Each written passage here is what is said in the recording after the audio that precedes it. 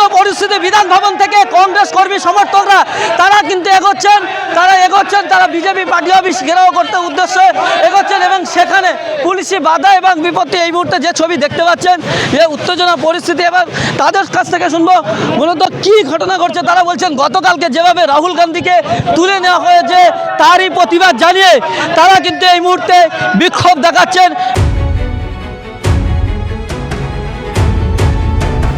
BJP office Narendra Modi Keir আছে, সে পুলিশকে দিয়ে আমাদের দমন করতে চায়। এই দেশে গণতান্ত্রিক অধিকার আছে সবাইকে প্রোটেস্ট করা। কালকে রাহুল গান্ধীকে যেভাবে অ্যারেস্ট করা হয়েছে তার আমরা তীব্র প্রতিবাদ জানাচ্ছি। আর আমরা কাউকে ভয় পাই না। বিজেপি ছাত্রদের উপর অন্যায় করছে, তার অন্যায়ের আমরা প্রতিবাদ জানাচ্ছি। আমাদের পতাকা ছিঁড়ে দেওয়া হচ্ছে এবং সাথে সাথে বলা হচ্ছে যে চোর চোর। এগুলো কোনো প্রয়োজন নেই, আমরা পুলিশকে জানিয়েছি, তার অ্যাকশন নিক। এগুলো কোনো প্রয়োজনই নেই, এগুলো গুন্ডাগিরি চলছে। বিজেপি দপ্তরে যে সংস্কৃতি নষ্ট করার বলিয়ার শ্রমিক ভট্টাচার্য, যিনি টিভিতে ভালো ভালো কথা বলেন যে বিজেপির এটা কালচার নয়, এনারা কি নিদর্শন রাখলেন আজকে? যে কেন্দ্রীয় অফিস, যেখানে যে অফিস আমাদের মন্দির মসজিদ গির্জা, সেই অফিসে যে হামলা, এটা শ্রমিক ভট্টাচার্যকে ক্ষমা চাইতে হবে এবং বিজেপির প্রেসিডেন্টকে ক্ষমা চাইতে হবে এই বাংলার সংস্কৃতি নষ্ট করার জন্য। যে রাজনৈতিক সংস্কৃতি এতকাল ঠিক ছিল, সেই রাজনৈতিক সংস্কৃতি এই বিজেপি শেষ করলো। হয়েছে আজকে রাহুল গান্ধীর উপর অমানসিক অত্যাচার হয়েছে, গণতন্ত্রের উপর হামলা হচ্ছে, ছাত্রদেরকে মারছে, আর এই বিজেপি আমাদের পার্টি অফিস ঘেরাও করতে আসছে। লজ্জা হয় না? ধিক্কার। লোকতন্ত্রের উপর হামলা হচ্ছে, গণতন্ত্রকে গলা চেপে মেরে দেওয়া হচ্ছে। আইন, এই গুন্ডা দমন আইনের নামে বাঘ দমন আইনে নেমে পড়েছে। কেন? এই উত্তরের জন্য আজকে এই প্রতিবাদে আমরা রাস্তায়। কেন আমার নেতা রাহুল গান্ধী, প্রিয়াঙ্কা গান্ধীকে এইভাবে হেনস্থা করা হবে? ওরা তো শান্তিপূর্ণ ধর্নায় বসেছিল। কারণ আজকে দেশের যুব সমাজ খাতরে মে হ্যায়, তার জন্য আমাদের লড়াই। আমাদের লড়াই এই যুবক, আমাদের লড়াই ছাত্রদের জন্য, আমাদের লড়াই আপামর জনসাধারণের জন্য, ন্যায় এবং অধিকারের লড়াই।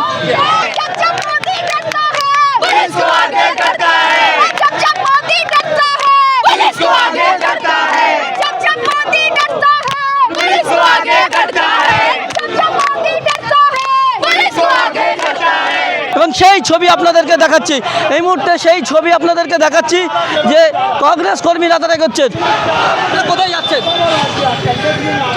বিজেপি দপ্তরে যে সংস্কৃতি নষ্ট করার বলিয়ার শ্রমিক ভট্টাচার্য, যিনি টিভিতে ভালো ভালো কথা বলেন যে বিজেপির এটা কালচার নয়, এনারা কি নিদর্শন রাখলেন আজকে? যে কেন্দ্রীয় অফিস, যেখানে যে অফিস আমাদের মন্দির মসজিদ গির্জা, সেই অফিসে যে হামলা, এটা শ্রমিক ভট্টাচার্যকে ক্ষমা চাইতে হবে এবং বিজেপির প্রেসিডেন্টকে ক্ষমা চাইতে হবে এই বাংলার সংস্কৃতি নষ্ট করার জন্য। যে রাজনৈতিক সংস্কৃতি এতকাল ঠিক ছিল, সেই রাজনৈতিক সংস্কৃতি এই বিজেপি শেষ করলো। এই মুহূর্তে দেখতে পাচ্ছেন কংগ্রেসের অফিসের সামনে বিজেপি যাচ্ছে, বিজেপি নেতাকে চোর বলে আক্রমণ করছে, বিজেপির লোকজন যাচ্ছে তাদেরকে চোর বলছে কংগ্রেসেরা।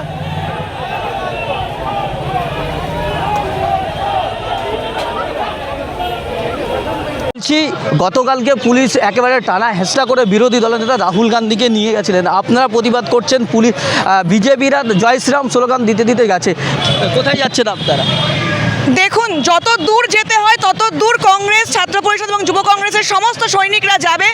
যতক্ষণ আমি ধর্মেন্দ্র প্রধান ইস্তফা না দিচ্ছেন ততক্ষণ অব্দি এই লড়াই চালিয়ে যাওয়া হবে। ওরা এসেছিল আমাদের এই অফিসে ভাঙচুর চালাতে, তাদেরকে আটকানো হয়েছে। পাল্টা আমরা তাদের সামনে অবশ্যই সংবিধান মেনে এবং পুরোপুরি অহিংস মতে প্রোটেস্ট করতে আমরা তাদের অফিসের সামনে যাচ্ছি, যাতে তারা হুঁশে ফেরে এবং বুঝতে পারে তাদের সন্তানদেরও কিন্তু ভবিষ্যৎ আজকে এই সরকার শেষ করে দিচ্ছে। আজকে বিজেপি কর্মকর্তা বলুন, ওদের কর্মী বলুন, প্রদেশ কংগ্রেস অফিসের সামনে এসে বিক্ষোভ দেখাচ্ছে। দিল্লিতে 21শে জুলাইয়ের বিকল্প একটা 20শে জুলাই করে দিল, ছাত্রদের ওপরে হামলা করলো, ছাত্রদেরকে মারলো, কাদানা গ্যাস, টিয়ার গ্যাস থেকে শুরু করে নেই লাঠি চালিয়ে।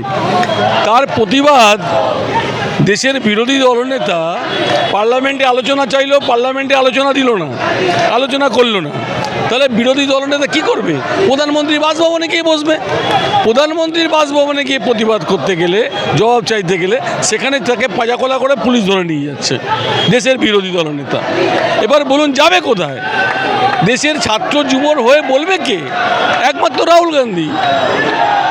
এই জায়গায় দাঁড়িয়ে অনেকে বলছেন যে কেন্দ্রীয় মন্ত্রী জিতেন্দ্র সিং কথা বলতে চেয়েছিলেন কিন্তু বিরোধী দলনেতা না করে দিয়েছে। কার সঙ্গে কথা বলতে চাইছিলেন?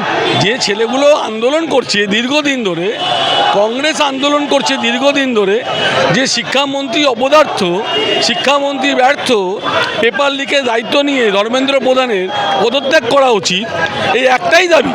নরেন্দ্র মোদী উচিত ছিল ধর্মেন্দ্র প্রধানের ইস্তফা করিয়ে দেওয়া, দেখবেন ছাত্র সমাজ ঠান্ডা হয়ে গেছে। কিন্তু নরেন্দ্র মোদী সে পথে হাঁটছেন না। 10 বছরে 89 বার পেপার লিক হয়েছে, 89 বার পেপার লিক। 2024-এও নিটের প্রশ্নপত্র ফাঁস হয়েছে। দেখা গেল তদন্তে করে এনটিএ হচ্ছে দোষী, যে পরীক্ষা নিয়ামক সংস্থা এনটিএ। এবার এনটিএর যে চিফ, তাকে শাস্তি না দিয়ে তাকে ছত্তিশগড়ের চিফ সেক্রেটারি বানিয়ে দিল। তাহলে সাধারণ ছাত্রছাত্রীরা কার ওপর বিশ্বাস করবে, কার ওপর ভরসা করবে?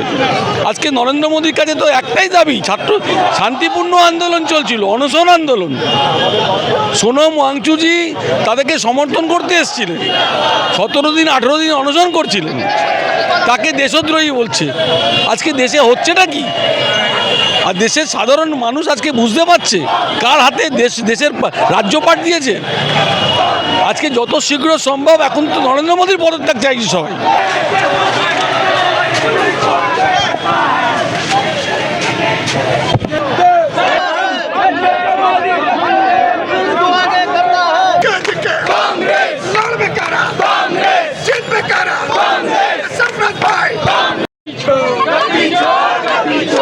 मंदिर का चंदा चोर गद्दी छोड़।